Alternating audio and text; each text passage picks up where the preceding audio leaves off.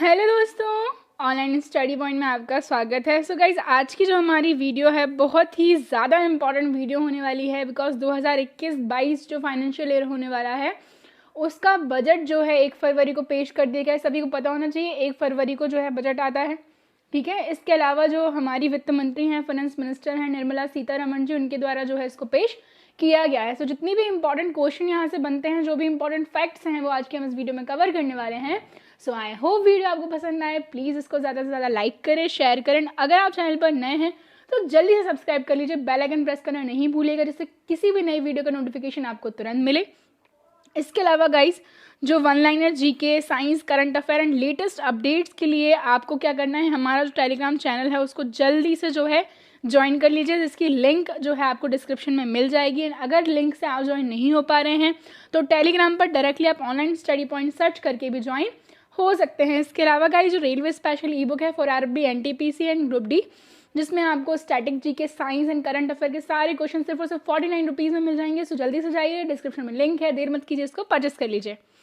सो देखिए, question solve करने से पहले जो एक ओवरव्यू है बजट का वो मैं आपको दे देती हूँ। पेन कॉपी लेकर के बैठना, सारा कुछ हम यहाँ पर कवर कर लेंगे।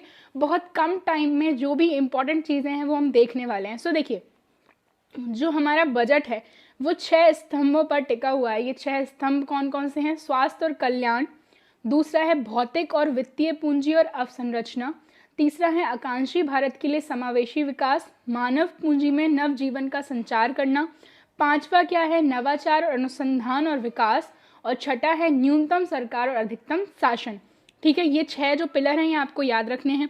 इसके अलावा मैं बात करूँ रेलवे के लिए, जो है हम बात करें, हमारी फाइनेंस मिनिस्टर निर्मला सीतारमण ने बताया कि जो राष्ट्रीय रेल योजना है 2030 वो तैयार हो गई है, जिसमें 1.10 लाख करोड़ रुपए, ठीक है, अमाउंट आपको सारे याद रखने हैं। 1.10 लाख करोड़ रुपए का बजट रेलवे को दिया गया है। रेलवे के अलावा मेट्रो, सिटी बस सेवा को बढ़ाने पर भी फोकस किया जाएगा और इसके लिए 18,000 करोड़ रुपए की लागत लगाई जाएगी, ये याद रखना है। अब मेट्रो लाइट को लाने पर जोर दिया जाएगा। इसके अलावा जो कुछ इंपॉर्टेंट सिटीज़ हैं, कौन कौन सी, इनके नाम याद रखने हैं आपको। कोच्चि, बेंगलुरु, चेन्नई, नागपुर, नासिक, इन सब में जो है मेट्रो प्रोजेक्ट्स को बढ़ावा दिया जाएगा। तो ये हो गया रेलवे से रिलेटेड। इसके अलावा मोबाइल फ़ोन जो हैं, मोबाइल उपकरण जो है, उन पर कस्टम ड्यूटी बढ़ाई गई है, ठीक है, जिसको कितना कर दिया गया है, 2.5%, ये याद रखना है। कॉपर स्टील पर ड्यूटी को हटा दिया गया है। इसके अलावा सोने चांदी पर भी कस्टम ड्यूटी को घटाया गया है। इसके अलावा जो टैक्स स्लैब है, हमारा टैक्स स्लैब जो है ये सेम टू सेम है, इसमें कोई भी चेंजेस नहीं किए गए हैं। बस जो 75 साल से अधिक उम्र वाले सीनियर सिटीजन हैं उनको अब कोई भी टैक्स नहीं देना है, ये आपको याद रखना है, ठीक है। इसके अलावा मैं बात करूं, जो राजकीय कोष हैं हमारे, उसमें जो है 6.8% तक का जो है घाटा ये रहेगा, इसका अनुमान लगाया गया है। इसके अलावा जो अब अगली जनगणना होगी वो क्या है, डिजिटल जनगणना होगी, ये हमें याद रखना है। साथ ही साथ डिफेंस रिलेटेड क्या जो है अनाउंसमेंट किए गए हैं, तो जो न्यू स्पेस इंडिया लिमिटेड है वो इस बार PSLV, नाम याद रखना है मैं क्या बोल रही हूँ, PSLV CS51 को लॉन्च करेगा। एंड साथ ही साथ जो गगनयान मिशन है उसका मानव रहित यानी कि जो ह्यूमन लेस हम बात करें, जो पहला लॉन्च होगा वो इसी साल दिसंबर में होगा। This is the most important thing, ठीक है। और जो ईज़ ऑफ डूइंग बिजनेस है, इसमें हम बात करें, एक ट्रिब्यूनल जो है बनाया जाएगा। लेह यानी कि जो लद्दाख में लेह है हमारी, तो उसमें क्या है, सेंट्रल यूनिवर्सिटी बनाई जाएगी। साथ ही साथ 100 से ज़्यादा नए सैनिक स्कूल बनाए जाएंगे, ओके। इसके अलावा अनुसूचित जाति के लगभग 4 करोड़ अभ्यर्थी जो विद्यार्थी हैं उनके लिए 35,000 करोड़ रुपए का ऐलान किया गया है, ये याद रखना है। इसके अलावा इंश्योरेंस सेक्टर में FDI, फॉरेन डायरेक्ट इन्वेस्टमेंट को बढ़ाया गया है। जो पहले 49% हुआ करता था, इसको कितना कर दिया है, 74%, ये याद रखना है, ठीक है। इसके अलावा हेल्थ के लिए तो मिशन पोषण जो है शुरू किया जाएगा, मिशन पोषण 2.0, वाटर सप्लाई। इसके अलावा 5 साल में लगभग 2.87 लाख करोड़ रुपए जो है हेल्थ पर खर्च किए जाएंगे। शहरी इलाकों के लिए जल जीवन मिशन शुरू होगा, ठीक है। स्वच्छ भारत मिशन पर लगभग 1.48 लाख करोड़ रुपए 5 साल में खर्च होंगे। सो ये इसके अलावा कुछ जो इम्पोर्टेंट चीज़ें हैं वो और आप देख लीजिए। जिन स्टेट्स में इलेक्शन होने हैं, ठीक है, चुनावी वाले जो राज्य हैं, उनमें क्या किया गया है, तो भारतमाला प्रोजेक्ट जो कि हमने पहले पढ़ा है उसमें 3.3 लाख करोड़ रुपए जो है इसके लिए आवंटित किए गए हैं। इसके अलावा 3500 किलोमीटर नेशनल हाईवेज प्रोजेक्ट के तहत तमिलनाडु में 1.03 लाख करोड़ रुपए खर्च होंगे। ठीक है, इसका कंस्ट्रक्शन जो है अगले साल से शुरू होगा। साथ ही साथ बंगाल में मैं बात करूँ 25,000 करोड़ रुपए की लागत से हाईवे बनेंगे। कोलकाता से सिलीगुड़ी रोड का अपग्रेडेशन होगा। मुंबई कन्याकुमारी कॉरिडोर भी बनेगा। केरल में जो है मुंबई कन्याकुमारी में हम बात करें, इसके अलावा केरल में जो है 65,000 करोड़ रुपए खर्च होंगे। ठीक है, और जो है 34,000 करोड़ रुपए असम में नेशनल हाईवे पर जो है खर्च होने वाले हैं। सो ये थे इम्पॉर्टेंट फैक्ट्स जो हमने डिस्कस किए हैं। अब बारी आती है क्वेश्चंस की। अगर कुछ रह गया है तो हम क्या करेंगे, क्वेश्चंस में उनको डिस्कस कर लेंगे। सो चलिए, कोविड वैक्सीन के लिए जो है कितनी धनराशि आवंटित की गई है, तो कोविड वैक्सीन के लिए जो धनराशि आवंटित की गई है वो कितनी है, 35,000 करोड़। कितनी है, 35,000 करोड़ रुपए। कितने वर्ष के से ऊपर के पेंशनधारियों को टैक्स से छूट दी गई है, तो आंसर है 75 वर्ष, ऑलरेडी बता दिया है मैंने। ठीक है, शहरी स्वच्छ भारत मिशन 2.0 के लिए आवंटित धनराशि 41,000 करोड़ रुपए। सारा अमाउंट आपको याद रखना है, मैंने अच्छे से सब कुछ आपको एक्सप्लेन कर दिया है।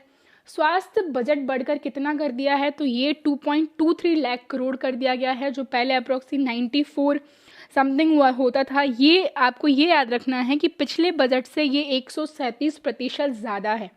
ये जो है की पॉइंट है, ये आप याद रखेंगे। ठीक है, ये डायरेक्ट क्वेश्चन बन सकता है यहाँ से। कितने नए पब्लिक हेल्थ यूनिट का निर्माण किया जाएगा, तो 17 नए पब्लिक हेल्थ यूनिट का निर्माण यहाँ पर किया जाएगा। शहरों के लिए कौन सा मिशन लॉन्च किया जाएगा, तो शहरों के लिए जल जीवन मिशन लॉन्च किया जाएगा और इस पर अप्रॉक्सीमेटली 2.87 करोड़ जो है खर्च किए जाएंगे, ये याद रखना है। अगले साल में कितने किलोमीटर सड़कों का निर्माण होगा, तो मैंने आपको ऑलरेडी बता दिया है 8500 किलोमीटर, 8500 किलोमीटर। ठीक है, भारतमाला प्रोजेक्ट मैंने अभी आपको बताया था, ठीक है ना, तो 3500 था वहाँ पर। ठीक है ना, तो यहाँ पर मैंने लिखा हुआ है 3000 किलोमीटर से ज़्यादा। ठीक है, आप 3500 भी कर सकते हैं। भारतमाला प्रोजेक्ट के तहत लगभग 3000 किलोमीटर से भी ज़्यादा सड़कें बनाई जाएंगी। ठीक है, निम्नलिखित में से किन शहरों में मेट्रो प्रोजेक्ट शुरू किए गए हैं, तो बेंगलोर, कोच्चि, चेन्नई, नागपुर। तो आंसर क्या होगा, डी, ये सारे। ओके, देश में कितने हेल्थ सेंटर बनाए जाएंगे, तो हेल्थ यूनिट अलग थी। ठीक है, ये हेल्थ सेंटर से लगभग 75,000 75,000। बीमा क्षेत्र में कितने फीसदी एफडीआई को मंजूरी दी गई है, जो पहले 49% हुआ करता था एफडीआई, फॉरेन डायरेक्ट इन्वेस्टमेंट, अब कितना होगा, 74%। ठीक है, आगे देखें। और जो बीमा कानून है 1938, उसमें बदलाव किया गया, ये भी आप याद रखेंगे। वायु प्रदूषण से निपटने के लिए कितनी धनराशि आवंटित की गई है, तो 2217 करोड़ राशि जो है वायु प्रदूषण से निपटने के लिए आवंटित की गई है। वित्तीय वर्ष 2022 में जो है घाटे का प्रतिशत कितने का लक्ष्य रखा गया है, तो लगभग 6.8%। कितना, 6.8%। ठीक है, वित्तीय वर्ष 2021 में कितने रुपए खर्च का अनुमान रखा गया है, तो ये है आपका 34.5 लाख करोड़ रुपए। ठीक है, 34.5 लाख करोड़ रुपीस। सरकारी बैंकों के लिए कितनी राशि आवंटित की गई है, तो 20,000 करोड़, 20,000 करोड़।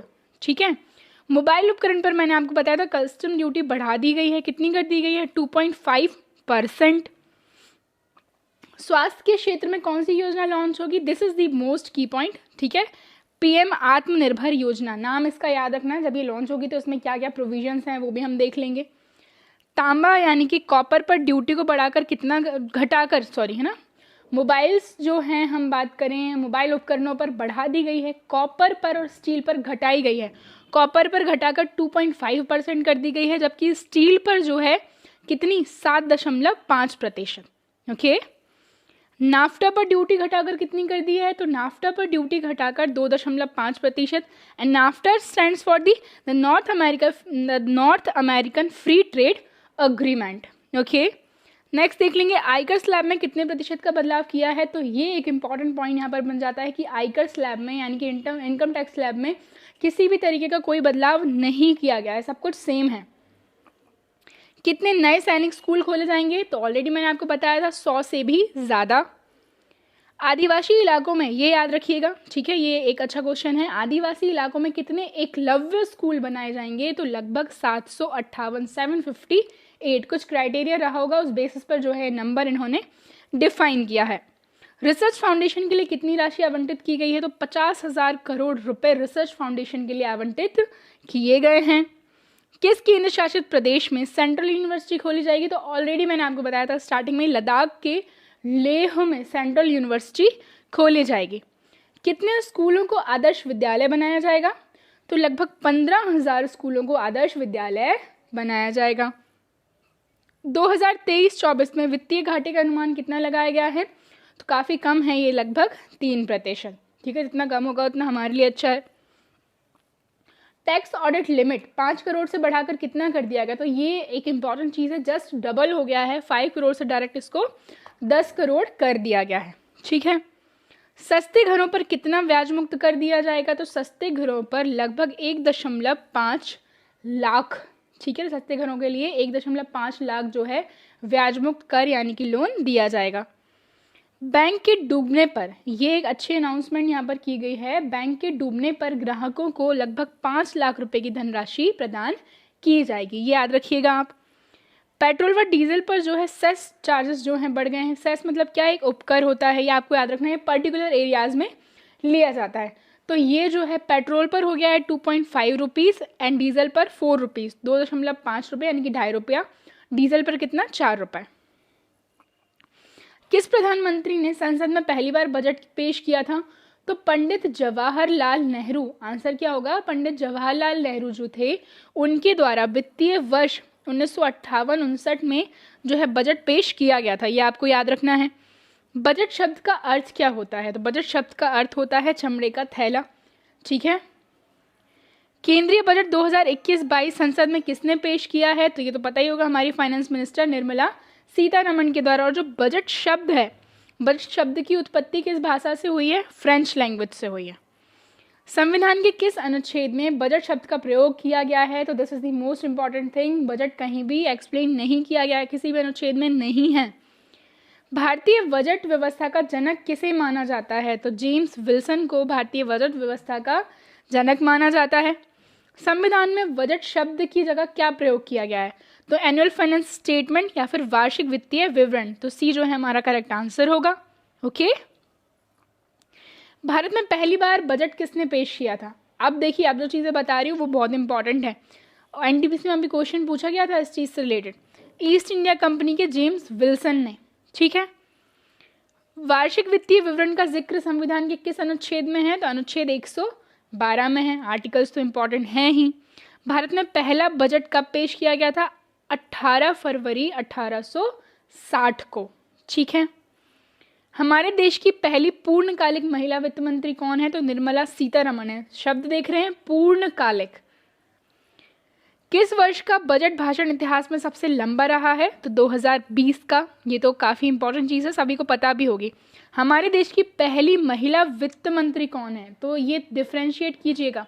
अभी हम बात कर रहे हैं क्या, कि पूर्णकालिक, जबकि इससे पहले इंदिरा गांधी ने 1970 में आम बजट पेश किया था। ठीक है, इससे पहले स्वतंत्र भारत में सिर्फ इंदिरा गांधी ने ही बजट पेश किया था, लेकिन वह पूर्णकालिक वित्त मंत्री नहीं थी। पूर्णकालिक कौन है, निर्मला सीतारमण। ठीक है, तो आंसर क्या होगा, डी। ठीक है, बजट 2020 में भारत की अर्थव्यवस्था कितने नंबर पर आ गई थी, तो आंसर इसका 5 है ना, 5वें नंबर पर। गणतंत्र, अब ये एक इंपॉर्टेंट चीज़ आ जाती है, ये याद रखना है। तो गणतंत्र भारत का पहला बजट किसने पेश किया था, तो गणतंत्र भारत की हम बात करें, गणतंत्र भारत का पहला बजट जो है पेश किया गया था किसके द्वारा, 1-2 टर्म्स हैं, गणतंत्र और स्वतंत्र, तो इसका आंसर होगा जॉन मथाई। क्या होगा आंसर, जॉन मथाई होगा। इन्होंने 28 फरवरी 1950 को पेश किया था। और पूछा था स्वतंत्र भारत का, तो RK षणमुख चेट्टी ने 26 नवंबर 1947 को पेश किया था। बजट में क्या होता है, मंत्रालय को उनके खर्च के लिए धनराशि आवंटित होती है, सरकार की कमाई और खर्च का ब्यौरा, सरकार की आमदनी और प्रस्तावित योजनाओं पर होने वाले खर्च का विवरण। तो डी जो है करेक्ट आंसर होगा। ठीक है, लगातार तीसरी बार बजट पेश करने वाली पहली महिला वित्त मंत्री कौन बनी है? निर्मला सीतारमण बनी है। गणतंत्र भारत का पहला बजट कब पेश किया गया था? तो मैंने आपको बता दिया है, गणतंत्र भारत का जो पहला बजट है ये कब 28 फरवरी 1950 को जॉन मथाई ने पेश किया था। नेक्स्ट देखेंगे, भारत के कितने प्रधानमंत्रियों ने जो है प्रधानमंत्री रहते हुए बजट पेश किया है? तो आंसर है 3। नाम देखेंगे हम अभी आगे। सबसे अधिक बार बजट पेश करने का रिकॉर्ड किसके नाम पर है? तो मोरारजी देसाई जी के नाम पर है। ठीक है, अंतरिम बजट को क्या कहा जाता है? तो अंतरिम बजट को मिनी बजट और वोट ऑन अकाउंट दोनों ही कहा जाता है। ठीक है, तो सी करेक्ट आंसर होगा। भारत के 3 प्रधानमंत्री नाम कौन कौन से? जवाहरलाल नेहरू, राजीव गांधी, इंदिरा गांधी, तीनों ही जो है बजट पेश किया है प्रधानमंत्री रहते हुए। ठीक है, आगे बढ़े। स्वतंत्र भारत, अब आ गया ना स्वतंत्र भारत। तो स्वतंत्र भारत का जो बजट है 26 नवंबर को हम बात करें 1947 को पेश किया गया था। किसके द्वारा? आर के षणमुख चेट्टी के द्वारा। ठीक है, सो गाइस ये थी हमारी आज की video and I hope video आपको पसंद आई हो। प्लीज़ इसको ज़्यादा से ज़्यादा लाइक करें, शेयर करें एंड अगर आप चैनल पर नए हैं तो जल्दी से इसको सब्सक्राइब कर लीजिए। बेल आइकन प्रेस करना नहीं भूलिएगा जिससे सभी वीडियोस का नोटिफिकेशन आपको मिल सके। और भी ज़्यादा अपडेट्स के लिए आप हमें फेसबुक, इंस्टाग्राम एंड टेलीग्राम पर भी फॉलो कर सकते हैं। Thank you.